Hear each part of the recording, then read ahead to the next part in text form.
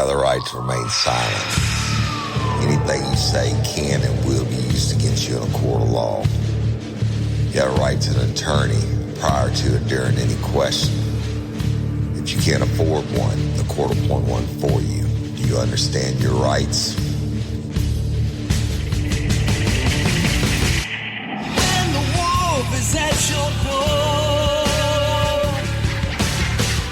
you running's over, that's for sure. He already knows all about you.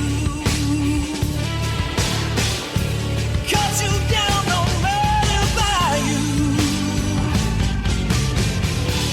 Now you better walk the line.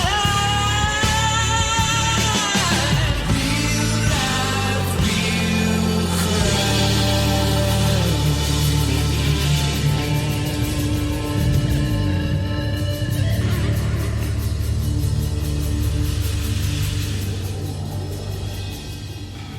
real Warning, this episode of Real Life, Real Crime, the podcast, may contain descriptions of acts of violence or that of a sexual nature and should be for people that are 18 years or older. Heed my warning, people. I do not get the facts of these cases off of the internet or from some television show. The facts I'm retelling you were presented to me by the victims of the crimes or the perpetrators who committed the crimes against the victims. My descriptions of the crime scenes, what I saw with my own two eyes. If you're going to get offended, please turn this podcast off now. Thank you. Hello, everybody, and welcome to this episode of Real Life, Real Crime, the podcast. As always, I'm your host, Woody Overton. And the story I'm going to be telling you today is really freaking hard to hear. It goes back all the way to my first episode on Real Life, Real Crime, which was Double Clutch, which was David and Christina Constance, who raped all the kids and got away with it for many years. Very hard to hear, right? Nobody wants to think about their kids being raped. This story today was brought to my attention by the defense attorney, Jasper Brock, and so I started to research it and look it up. And a lot of the facts I'm going to be reading to y'all are from Justa. And Justa is the place where when someone who's convicted, they appeal like they always do. And Justa lists out all of the factual allegations of the crime. And then they go into the appeals process and say whether they approve the appeal or not, right? But my heart goes out to all these victims and their families. And this is a horrible case, and it's going to be hard to hear. Heed the warning, people. There's nothing easy to hear about this case, but it's real life and real crime. And I'm going to name it Fire Chief. Okay? So way back in October 2010, now y'all, by this time I'd been going to Louisiana State Police as a criminal investigator for 3 years approximately. But in October of 2010, they had a mom who discovered some disturbing text on Facebook from her daughter. Now, as in the Constance case, I'm only going to use initials for the victims in this case because they don't deserve to be re-traumatized. And also, most of them were juveniles when it occurred, although I'm sure they're all adults now.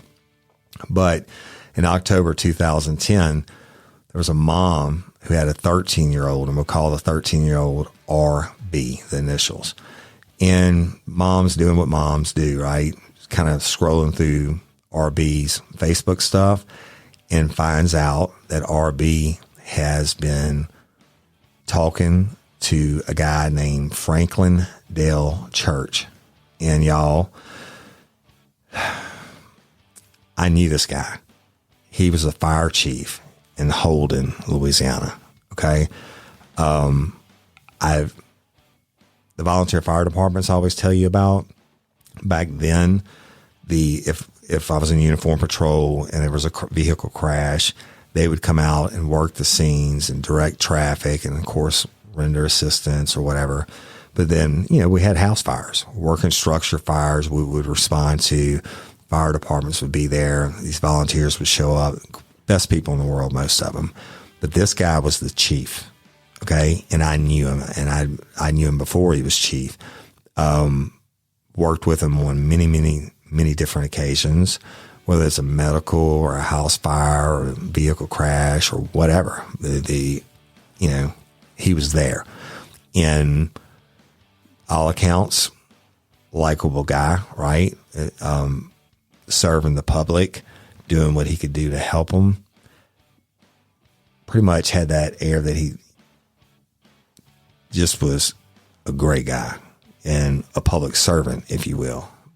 But in October 2010, this mom's looking in her RB's Facebook stuff, and she sees that her 13-year-old daughter has been talking to Franklin Dale Church on Facebook. Now, Church was 44 years old at the time, okay?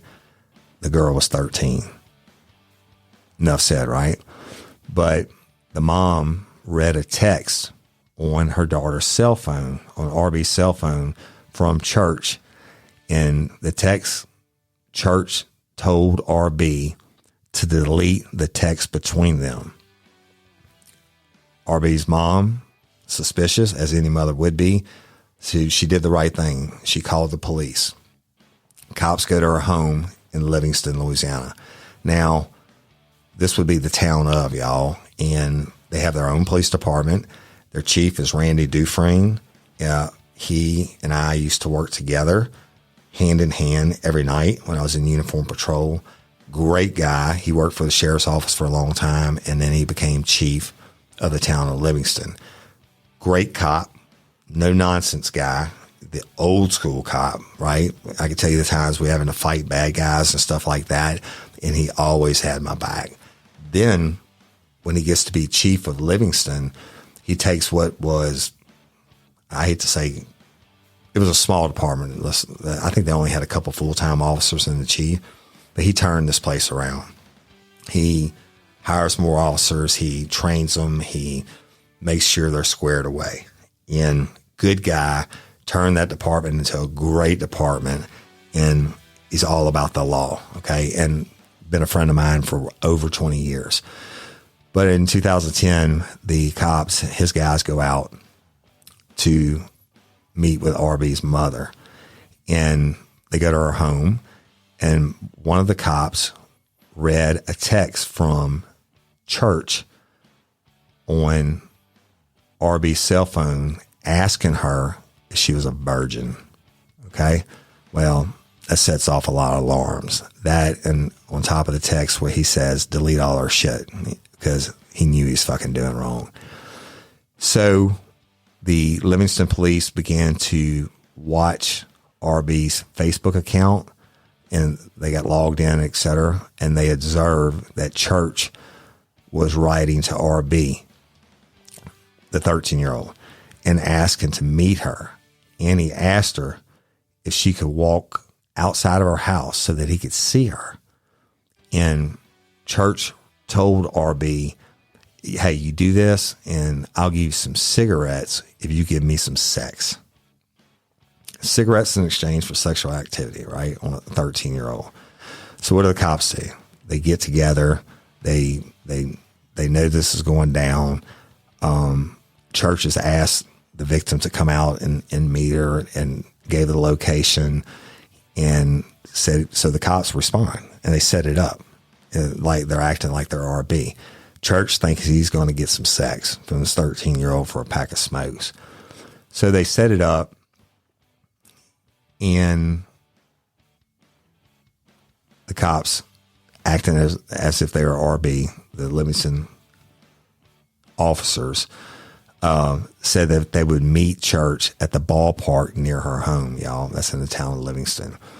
So Chief Randy Dufresne and Officer Wade Stanberry is another great guy, who are both with the Livingston Police Department. And then at the time, he was a corporal, Calvin Bowden from the sheriff's office. Now, y'all have heard me talk about Calvin on so many episodes. We were partners in some of the biggest cases ever.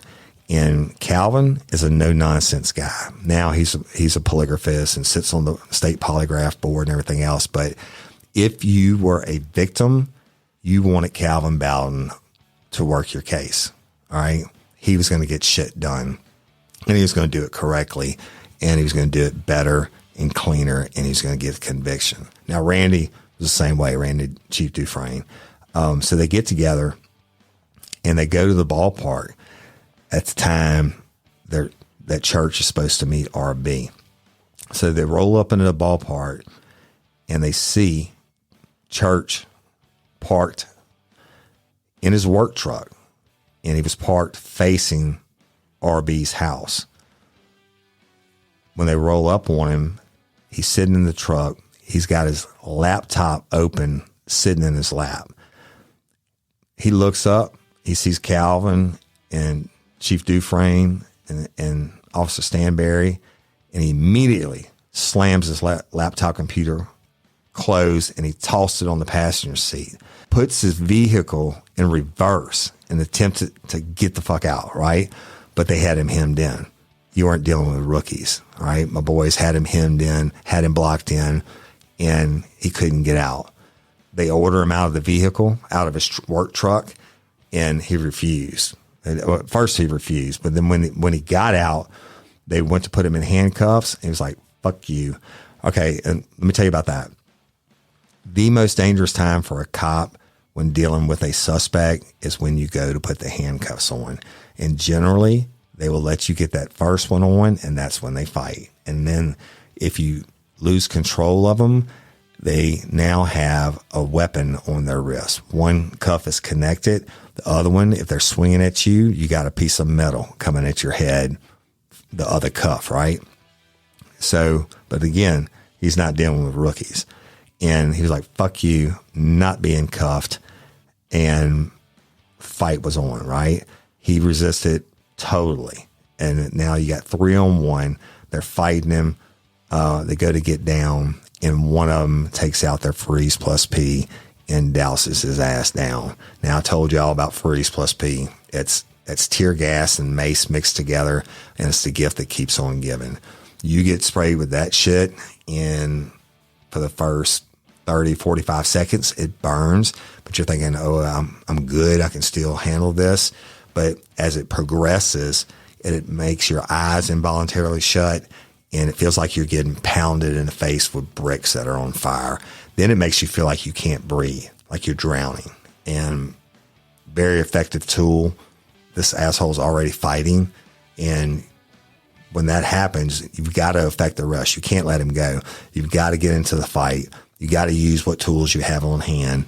And they use the freeze plus P. And eventually, once it kicked in and they're fighting him, they were able to get him in handcuffs. After this, y'all, when I say fight him, they went to the ground. Okay.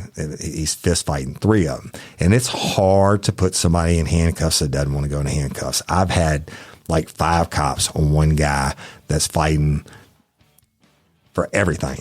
And shit, it takes time. Even with the freeze. Now, you spray the freeze plus P, you're getting affected with it too.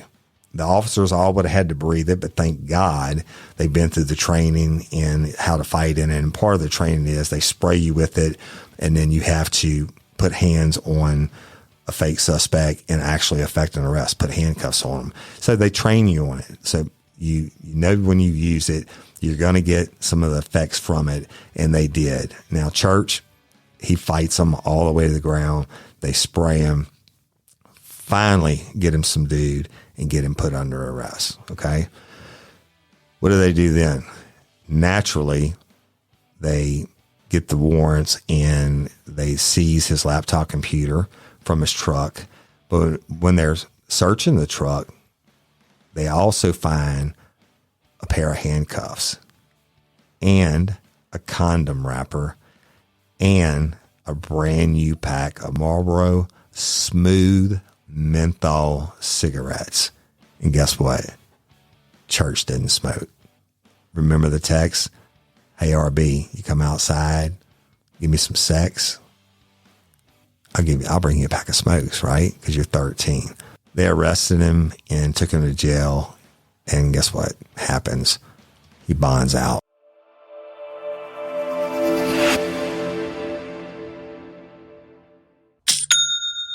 I love that sound. Oh, that sound makes me smile. It's the sound of another sale on Shopify, the all-in-one commerce platform to start, run, and grow your business. Shopify gives entrepreneurs the resources once reserved for big business, so upstarts, startups, and established businesses alike can sell everywhere, synchronize online and in-person sales, and effortlessly stay informed. Scaling your business is a journey of endless possibility. Believe me, this podcast started out selling t-shirts and hats, and today we're selling everything from cups to bumper stickers, and we're not stopping there because success is a million milestones on a forever evolving path. I love how Shopify has the tools and resources that make it easy for any business to succeed from down the street to around the globe.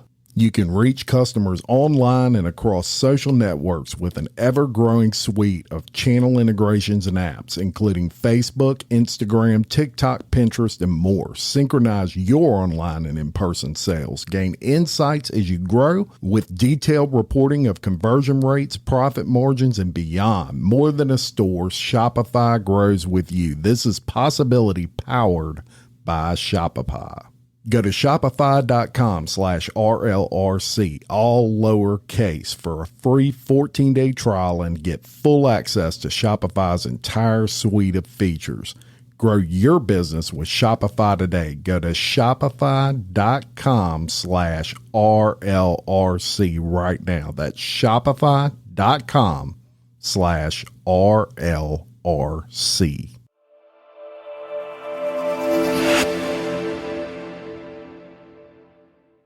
On part of the bonding procedure, he would have had a no contact order to stay away from the victim, who is RB, right? The 13-year-old.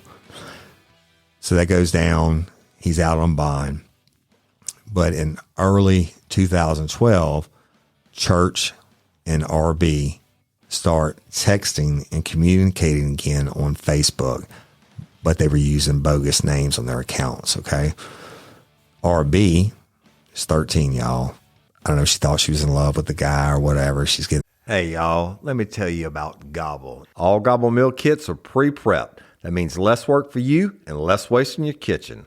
Their meal kits include everything you need so you can save time at the store or just skip that trip entirely. I got the box in and I had 3 different meals. I had a Kung Pao chicken, crispy fish tacos, and a beef bourguignon, however you say it. But let me tell you about the classic beef bourguignon. Look, it came with beef pot roast and a beef broth concentrate, red wine demi-glace, cremini mushrooms, cipollone onions, mashed potatoes, baby carrots, and rosemary thyme butter. It was so easy to make. Literally like 15 minutes it took Cindy. And let me tell you something, and all the dishes were fire, but this thing was like a taste explosion in my mouth. It's just unreal. We've got to spend more time together and more time doing the things we love because everything came in this one single box right to my door. So see what a difference Gobble will make for your household.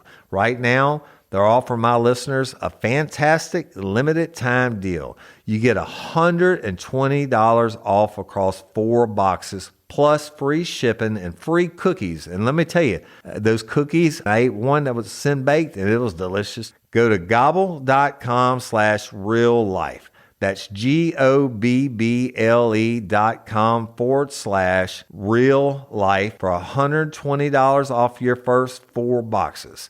This offer is not available on the home site, so don't miss out. This is genius. It's taste explosions in your mouth like you never had.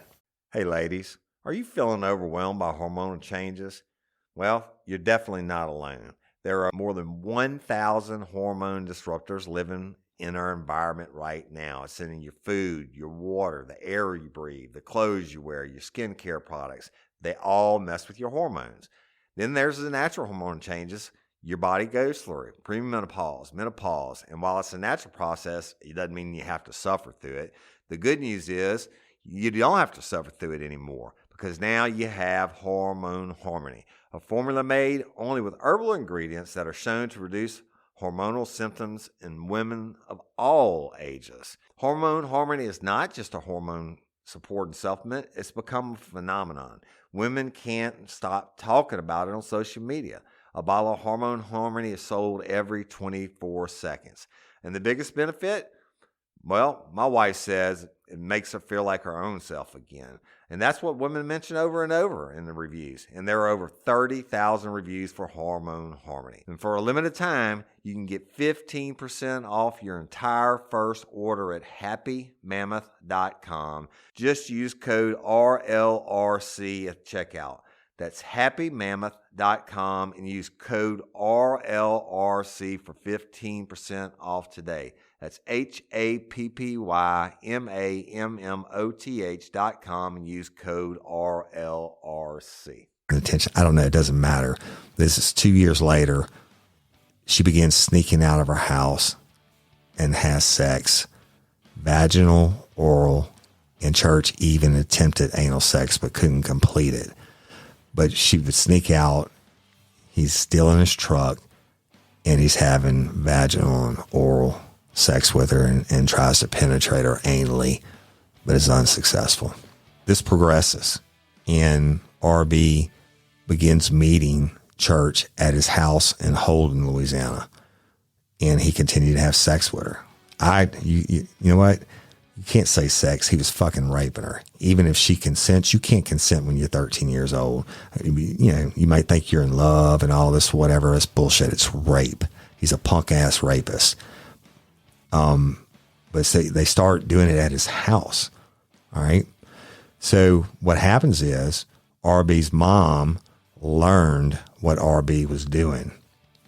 And this time she found it through the Kindle, and they were texting back and forth through the Kindle. Y'all, Kindle is where you download books and all that from Amazon. I have one myself, voracious reader, but I didn't even know you could use it for this. But her mom is suspicious and finds the text, and again, she calls the police. What do? They come out this time, and anytime you are called out on a child sex case, the parents say whatever, or whoever, the guardians say whatever they think happened. The first thing you do is schedule a child advocacy center interview for the victim, okay, or a CAC. And I've told you about this before. And they bring the child in, and it could be from 4 years old up to 17 years old. The CAC center was in Livingston, town of. You would go in as a law enforcement officer, and you would watch on closed circuit television from a back room. They bring the victim in to this nondescript room, has kids' toys in it and different chairs, and the forensic interviewer will start out the interview by asking the child basic questions. What's your name? How old are you? Tell me about your family. Do you have any brothers and sisters? And kind of, getting them relaxed a little bit, and they tell them who they are. I'm an interviewer for the CAC, and I talk to kids every day, some that have had bad things that happen to them and some that haven't. And the one thing I want you to do today is tell me the truth. And now y'all, they're trained forensic interviewers, and they can't ask leading questions, okay? Because the defense attorney would tear that shit up. So they establish that the victim knows the difference between right and wrong. They'll ask like, okay, I need to, do you know what a lie is? Yes. Okay. So if I told you these walls in here were black, would that be the truth or a lie? Victim says it's a lie. Interviewer says, why? Victim says, because the walls are pink. Great. You're establishing that they know what they're doing. Very important when this goes on later for court. And every one of these is videotaped, y'all. And the interviewer has a earpiece in their ear, and law enforcement they think there's something they missed or they want the victim to expound upon, they can whisper it basically or say it into the interviewer's ear, and the interviewer will, if they can, if it's not against whatever rules and the training they have, they'll get that question in. So basically on this one, you would think that RB she's been having this ongoing relationship she might protect. And I've had a lot of cases where this happened, y'all, where the victims didn't want to say what happened because they thought they were in love or whatever it may be. Actually, this interview was at the CAC in Denham Springs. RV, she opened up. She told everything. She spilled the beans. She described all the sex acts that her and church had done. I mean, she just told about all of them, and it was a lot, okay? And it's too much to go into here. I'm not going to go into the details. But remember, it's vaginal, oral, and attempted anal. And she tells about all the times that they did it, and then how it went from the truck to his house, etc. But what do you do as the detective that's investigating the case? You take that, naturally you're going to get a warrant, and get a warrant signed by a judge and get him arrested, whatever. So that happens. Franklin Dale Church's attorney is Jasper Brock. And I just had him on for the conclusion of Mo. And he brought this case to my attention, and I'm going to have him on to I'm going to have him on to tell the complete story, all the stuff. And he told me, he said, Woody, he was actually Christina Constance's lawyer also. He said, Woody, you think David and Christina Constance were bad? He said, this is the only defendant that I ever had that I think is worse than both of them put together. So Jasper's going to come on at the conclusion of this and tell you all the goods, if you will. The trial comes around, y'all, and the prosecution is ready. Charlotte Hebert was the prosecutor. She was jam up. She's now a judge with a different last name. But she would have been ready. And, of course, they went out and they interviewed Church's family members and other victims, et cetera. So I'm going to read you some of it. So in trial, Church's sister and 3 of his female cousins testified, all 4 as witnesses. They're now adults, and they testified that when they were kids, that Franklin Dale Church sexually abused them and that the abuse lasted for years. One of them, whose initials I'll call VO, was a friend of Church's son, also testified at trial. And according to VO's testimony, she said when she was 13 years old, she was inside Church's house when Church came up to her and began fondling her. He then pulled off her shorts and underwear and inserted a sexual device into her vagina. Can you believe that? That goes now. Remember, RB's 13 too. These people are coming forward and saying, hey, Franklin Dale Church has been doing this his entire life. The problem with it is, y'all, like it was for Double Clutch, it's hard to catch the smart pedophile. They groom their victims.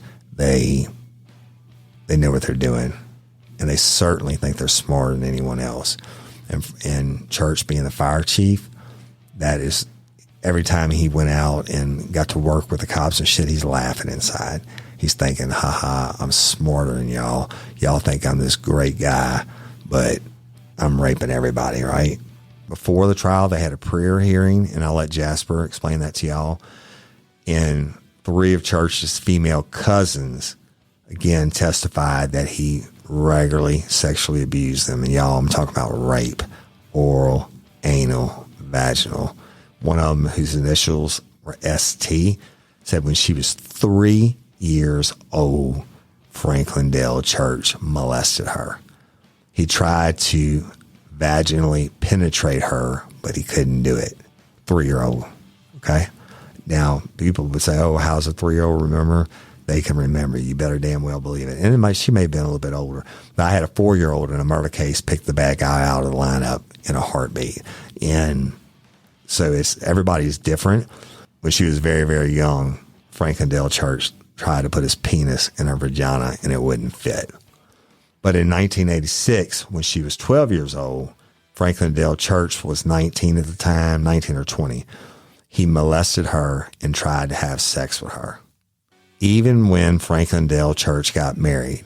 Now, y'all, marriage is just another cover-up. It's like being fire chief. It's like double clutch constants. He was married. They make a shit. That's just a cover. And that's another layer of the onion of protection, if you will, on the bad shit that they do. It's another smoke screen. But even when he was married, he would still ask ST to come spend the night so he could have sex with her or sexually abuse her, right? Another victim, DM, testified that when she was 7 years old, Church tried to vaginally penetrate her, but he couldn't do it. And there were many more incidents of sexual abuse, but the last time was when she was 14 years old and Church was 20 or 21 years old. I bet you, besides the ones I'm going to tell you about, I bet you there were so many more victims. And a lot of times victims don't want to come forward and admit that they've been raped. And this person didn't just rape them and send them home crying. He would have groomed them. He would have told them that he loved them. Or sometimes, maybe threats. If you go home and this is our secret, you go home and you tell anybody, then I'm going to get in trouble. I'm going to go to prison, but your parents are going to go to prison, blah, blah, blah, whatever.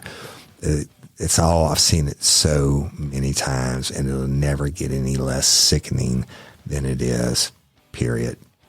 CS actually testified the defendant began molesting her when she was 3 or 4, and the sexual acts included Franklin Dale Church performing oral sex on CS. The sexual abuse by him continued on CS for years, y'all. Why? Because he would have done the tickle monster thing, if you will, to beginning the grooming of the victims. Once, puts his hand down their pants or whatever it may be, and they don't go and tell on him, then he knows he's got another mark, if you will.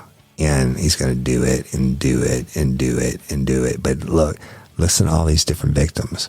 Franklin Dale Church's sister, T.H., also testified at the prayer hearing. And again, I'm going to have Jasper Brock tell you all about this. According to T.H., Franklin Dale Church began sexually abusing her when she was 6 years old, and he was about 12. In 1989, when T.H. was 16 years old, she moved in with him and his wife because her parents were moving to Tennessee. Holy shit. I bet you Franklin Dale Church loved that arrangement. And during the few months that T.H. lived with Franklin Dale Church, he raped her numerous times. In every way that you can rape people, orally, vaginally, etc. It just shows where the fire chief's mind is, right? Back to the trial, RB testified that in 2010, when she was 13, she and Dale Church began communicating with each other on Facebook and through texting. And by 2012, after Church had bailed out of jail and was ordered to stay away from her, he used a fake name on Facebook to keep in touch with her. RB began sneaking out of the house to meet the defendant in his truck, where he would have oral and vaginal sex with her. She's a baby, y'all. On one occasion, he attempted anal sex. Couldn't make it work. Eventually, RB began meeting him at his house, where they continued to have sex. And according to RB, they had sex more than a dozen times. More than a dozen times, people. And that's all types of sex. B.O. testified at trial that she was a friend of Church's son. When V.O. was 13 years old, she was riding four-wheelers with Church's son. She got overheated, so she went inside Franklin Dale Church's house to cool down. And as she sat on the couch, Church sat down beside her and began groping her. He put his hands down her shirt and shorts and asked her if it felt good. She tried to push him away, but could not. Church then pulled her shorts and underwear down. He went to his room and came back with a toy that looked like a penis. He put the toy inside her vagina. She finally pushed him away, got dressed, and went outside.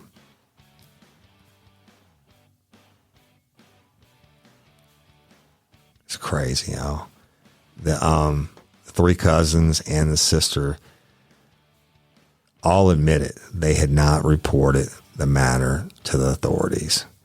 And further, when they did say anything, they were punished as liars or instigators by their aunt, Franklin Dale Church's mother or grandmother.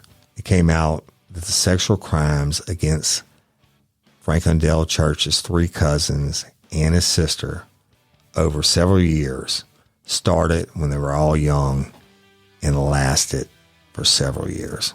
Okay. In all the cases, Church molested his victim and had or attempted to have sexual and or intercourse with her.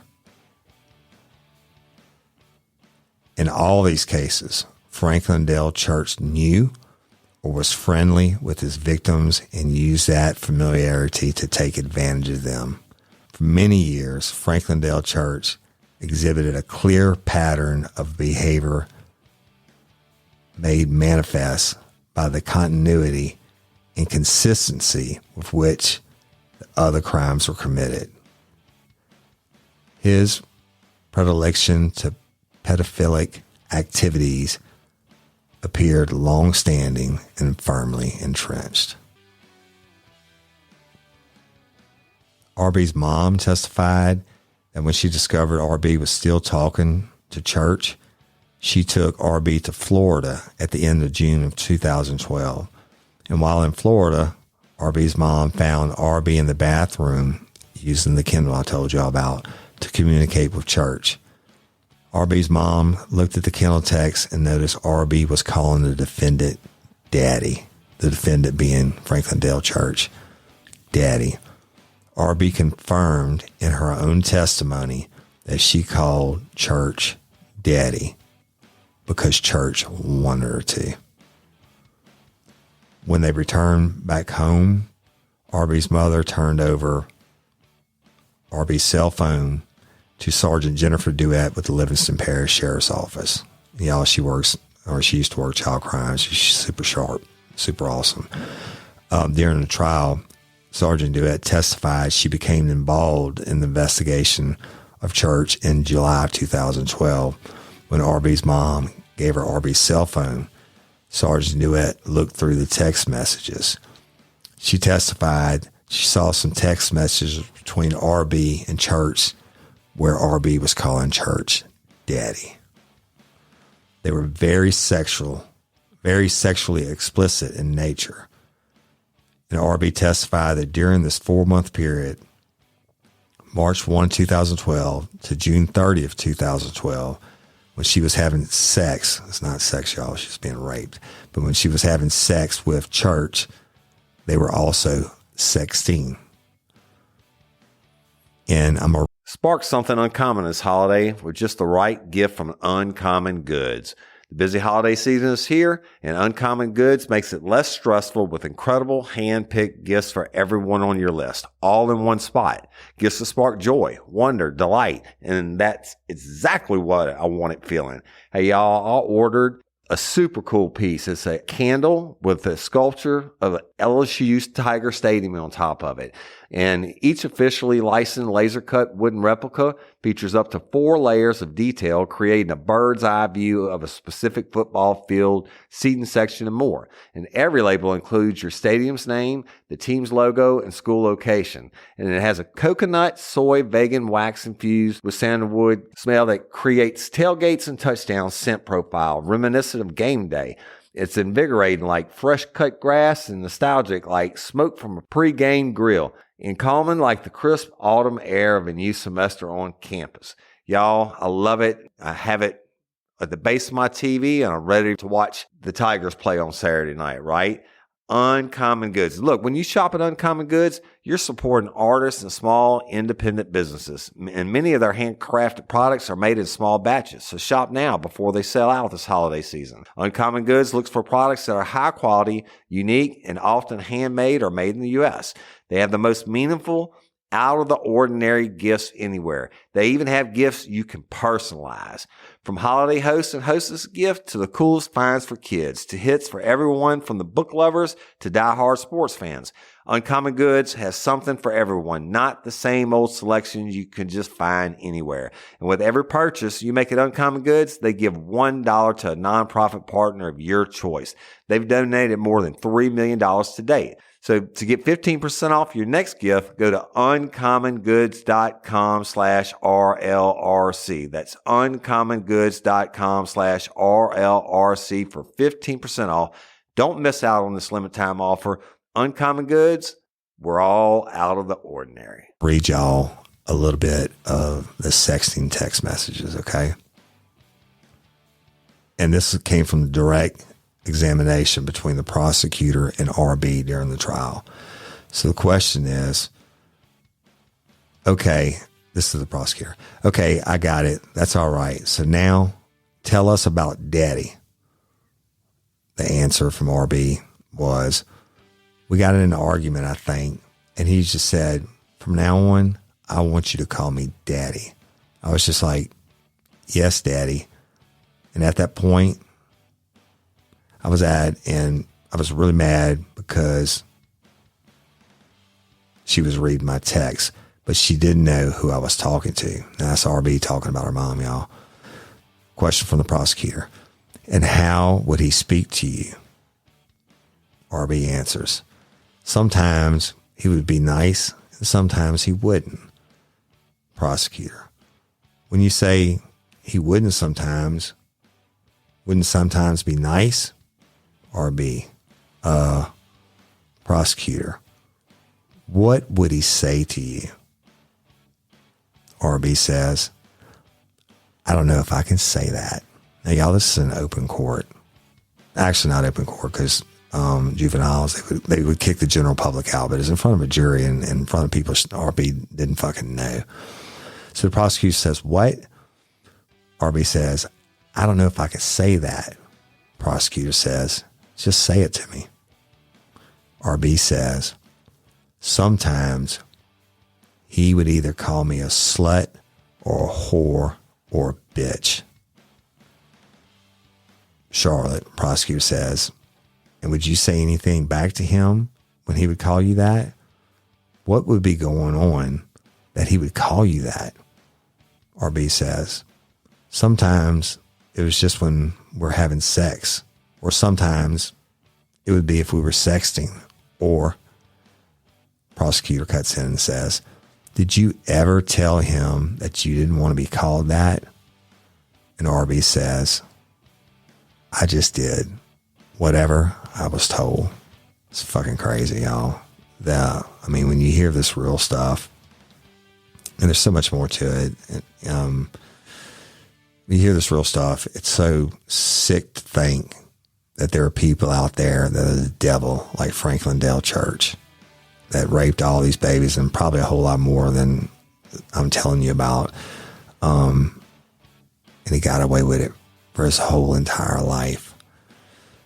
Back to it, RB says at first she had oral and attempted anal sex with Church in his vehicle, and eventually the same thing I told y'all. She began meeting him at his house, where at different times Church engaged RB in vaginal, anal, and oral sex.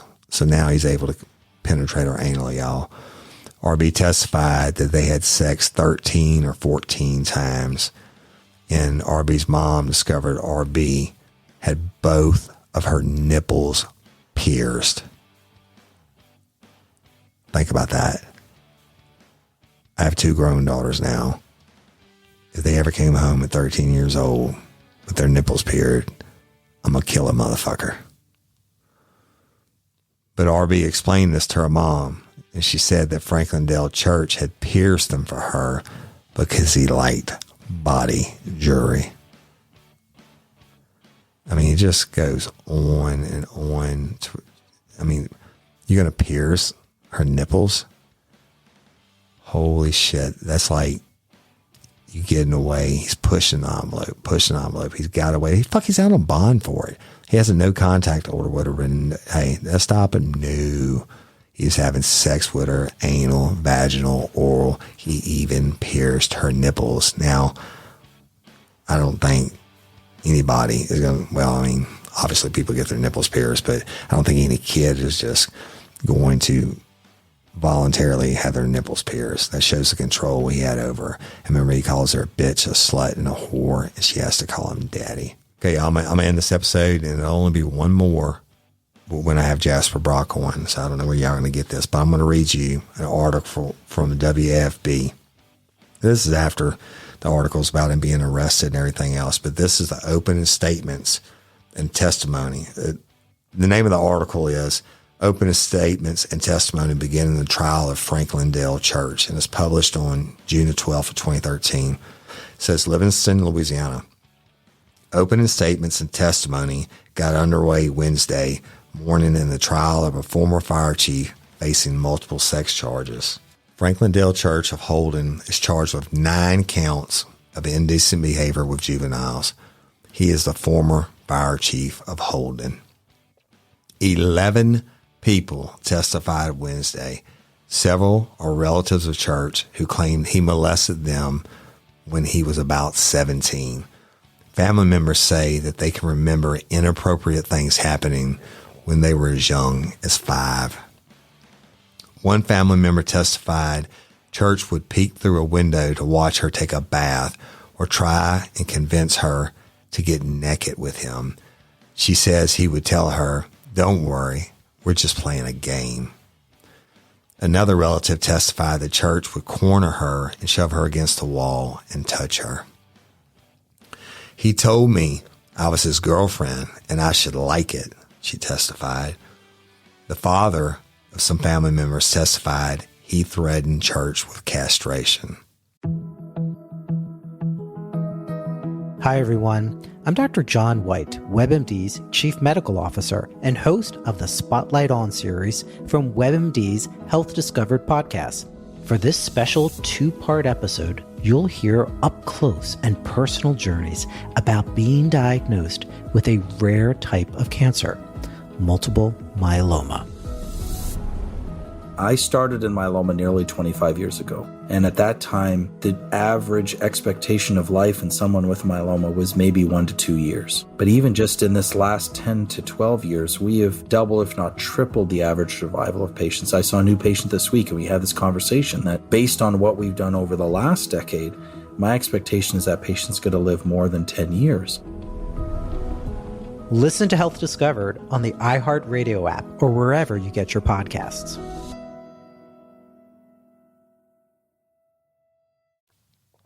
Another witness said when Church's mother caught him fondling one of the girls, Church's mother told the girl, "Boys will do that.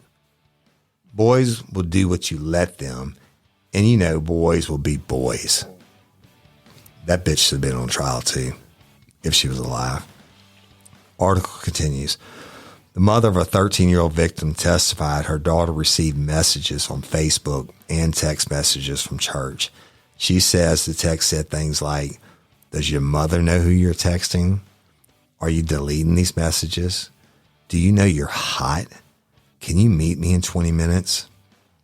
She also testified that last year her daughter told her Church put a dog collar on her, covered her with a sheet, and whipped her. The trial is taking place at the Livingston Parish Courthouse. A jury made up of 7 people, 4 women and 3 men, will decide Church's fate. According to the Livingston Parish Sheriff's Office, the charge stemmed from acts that happened between March 2012 and June 2012 with a 14-year-old female and an indecent with a 13-year-old girl in December of 2009. Church was released from jail in January 2012, stemming from a November 2010 arrest where he's charged with 101 counts of indecent behavior with a juvenile and 1 count of pornography involving a juvenile. The charges were dismissed because of the statute of limitations. Wow. Crazy, right? I worked as this fuckstick, you know, but you never know what people do behind closed doors. This dude had been doing it his whole life. And when his family members told his mama, she said, boys will be boys. They're going to do that shit. But again, I'll tell you from my perspective, he absolutely groomed his victims. He knew, I bet you for everyone that came forward, there were more victims, but I bet you there's 100 that he soft-served is what I call it. Like he might accidentally brush against their breast or touch their buttock. And if they like, oh, what are you doing? Then he'll leave them alone because he was smart, right? He was always looking to reach out, always looking for the next victim, the next person that he could ingratiate himself to the family, use his fire chief authority and his record as a good, outstanding public citizen to do what drove him every day, which is to have sex or to try to have sex or to try to groom another kid. I've seen it too many times, people. Franklin Dale Church, fuck you. That's what I got to say. And I know you're going to hear this and I don't give a fuck. Fuck you. And I'm going to find out. I bet you're like David Constance. David Constance up in Angola telling people Christina set him up. It's all a lie. I'm not a baby raper. When Christina was one of his first victims. And the only one he ever had an arrest for. And that was when he took her out of state and was having sex with her when she was a kid. And then he ends up marrying her, right? Franklin Dale Church, I wonder what story you're telling. Or maybe, I was going to say you're tossing salads and washing drawers. But you know what? I think you're too smart. I think you, just like David Constance, super intelligent, not formally educated, but super, super, super intelligent. And he's up there. I have COs tell me, straight the fuck up. That's what he's going by. He's like trustee status now or whatever. And says it's all a setup. What are you saying, Franklin Dale Church? Wait till I have Jasper Brock on, your attorney. Now that all your shit is done, and we're going to tell about the conclusion of the trial. Then we're going to tell about your fucked up appeals process. And y'all, this is really going to send you through the roof. The shit that he tries to get off on and what his excuses are. But if you're wherever you are in the Department of Corrections, I hope someone hears this podcast and they hear that you raped all these babies. And why it's indecent behavior, I don't know. That's not my job. But you raped all these babies. You call that little girl a slut, a bitch, and a whore. You pierced her nipples. You put a dog collar on her and beat her while she called you daddy. I hope you're fucking taking up the ass, you punk ass bitch. You're exactly where you need to be. And I want the people to know the truth about you. Don't let them pull the wool over your eyes, convicts. I'm not talking about my convicts. I'm talking about Department of Corrections convicts. He's a baby raper. If he was out today, he'd be grooming another victim. It might be your kid. Franklin Dale Church, you're not going to get away with it. Y'all stay tuned next week. I'm going to have Defense Attorney Jasper Brock on again, and he's going to tell you everything that he knows that came from the inside of the mind of Church. And Jasper's going to tell you why this asshole went to trial, and it fits right into the profile that Franklin Dale Church thinks he's smarter than everyone else. Why he took this shit to trial. That's it. I know it was a horrible episode. Unfortunately, monsters exist, people. They're just as real as the President of the United States or the governor or whatever. For every saint there is out there, every awesome person, there's a devil on the other end. like Franklin Dale Church. Everybody hates baby rapers, except a baby raper. In prison, Department of Corrections, they call them chomos, child molesters. Anyway, I'll conclude it next week, y'all, with Jasper. I'm going to tell you how long this fuckstick got. And I think he should have got the death penalty. But it is what it is. He's still breathing air. We're paying for him to eat have his 3 hots in a cot. I'm just hoping he's getting that little extra serving of strawberry jelly. Go follow me on Instagram at Real Life Real Crime or at Overton Woody. Leave a review, subscribe to us. We have a podcast channel, Real Life Real Crime Podcast. That's what you can't just type in Real Life Real Crime on YouTube, where a lot of these videos are put up. And of course, we have the Real Life Real Crime Community app, which I probably right now I actually am in Facebook jail for whatever fucking reason, and that's why I try to stay in the app mostly. Thank you to Patreon and convicts. Y'all check out Bloody Angola, my new podcast with Jim Chapman. It's freaking amazing. And Bloody Angola is on Facebook and Instagram and everything else. Go and subscribe to it. Listen, leave us a review, and I appreciate you.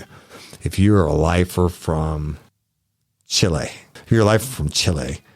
and you want to become an organ donor, the Louisiana Organ Procurement Agency, or LOPA, go to www.lopa.org. Click on it. Takes about 2 minutes. Fill out to be an organ donor.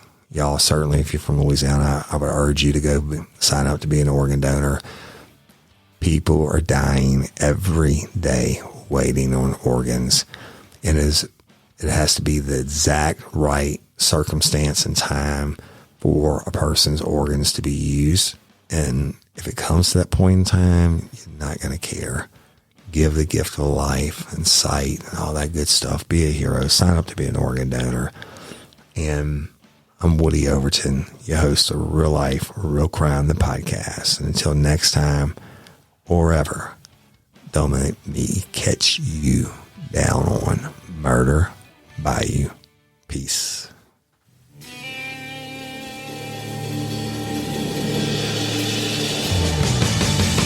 You have the right to remain silent.